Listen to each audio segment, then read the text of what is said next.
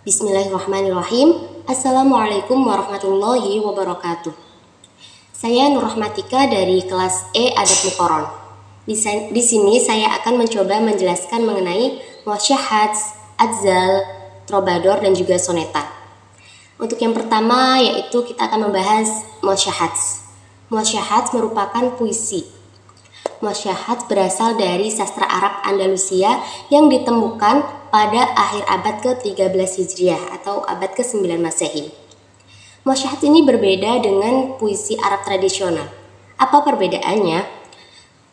Muwasyahat terdiri dari 3 bagian, yaitu yang pertama bagian awal disebut dengan matla', bagian tengah disebut dengan ghosson, dan bagian terakhir disebut dengan qafl, serta terdapat bagian paling akhir atau bagian penutup disebut dengan khorjah.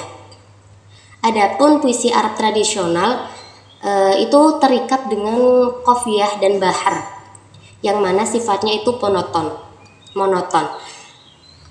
Seperti contoh qasidah burdah, yang mana qafiyah akhir setiap baitnya itu berupa huruf mim, sehingga disebut qasidah mimiyah. Jadi muwasyahat itu lebih bebas sifatnya daripada puisi Arab tradisional.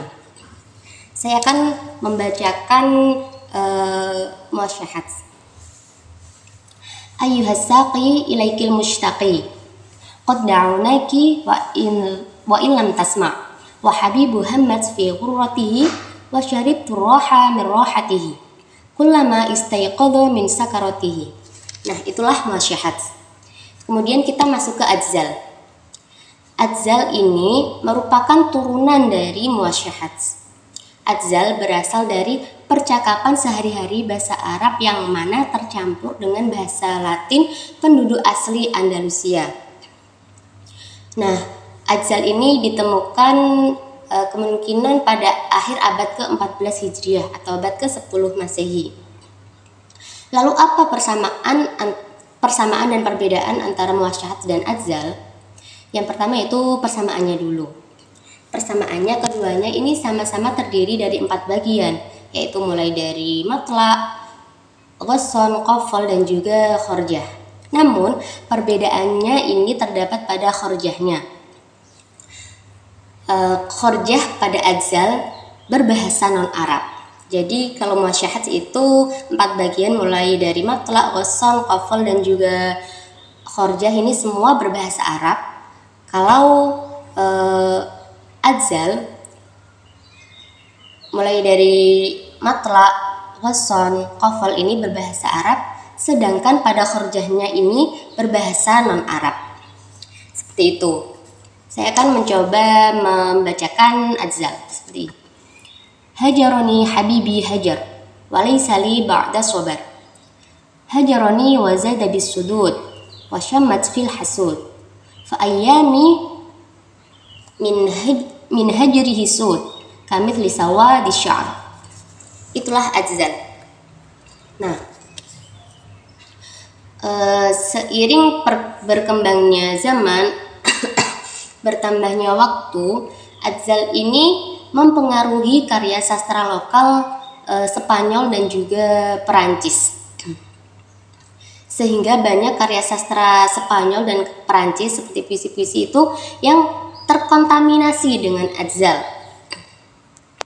Sehingga mereka membuat trobador. Nah, trobador ini cikal bakal dari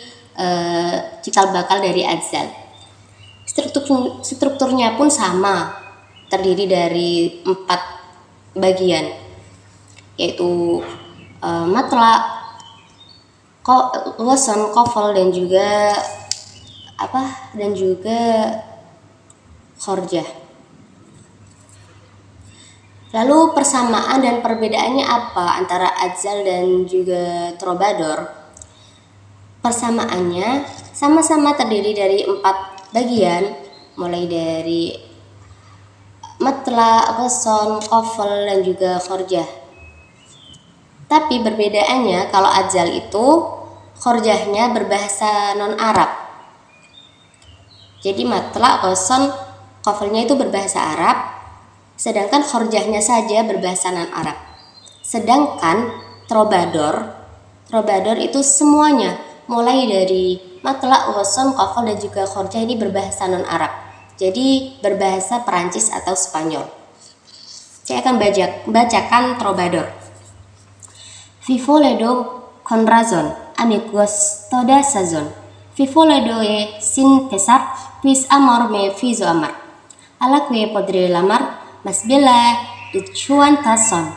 Vivo ledo con razón, amigos toda sazón.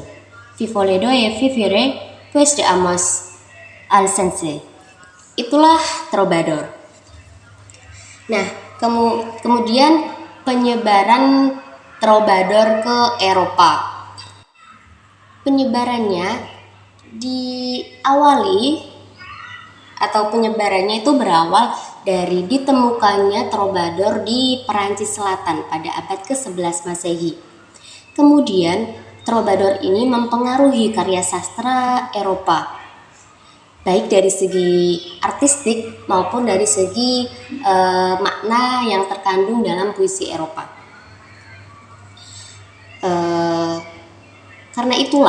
Karena ditemukannya Trobador di selatan Perancis dan juga pengaruhnya Trobador dari segi makna dan artistik pada puisi-puisi Eropa, itulah yang menyebabkan Trobador menyebar di Eropa.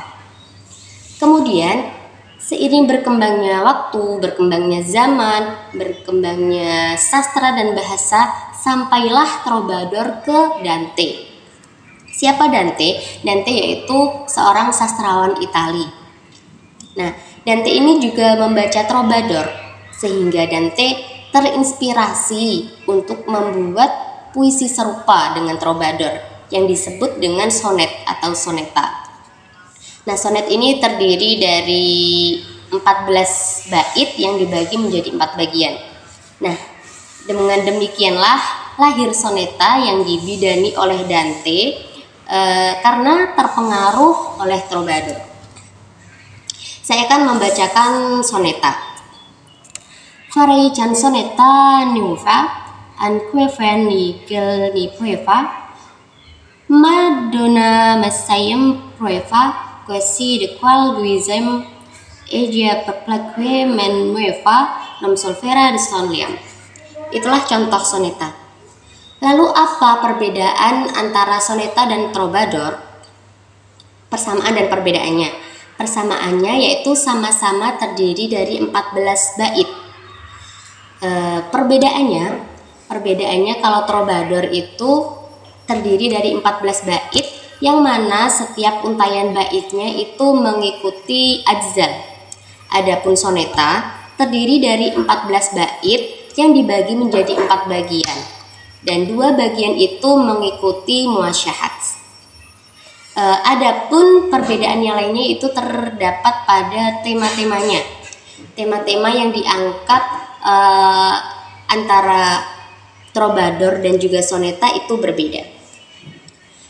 Mungkin cukup sekian yang dapat saya sampaikan mengenai muasyahat, ajzal, Trobador dan juga soneta. Kurang lebihnya saya mohon maaf. Wassalamualaikum warahmatullahi wabarakatuh.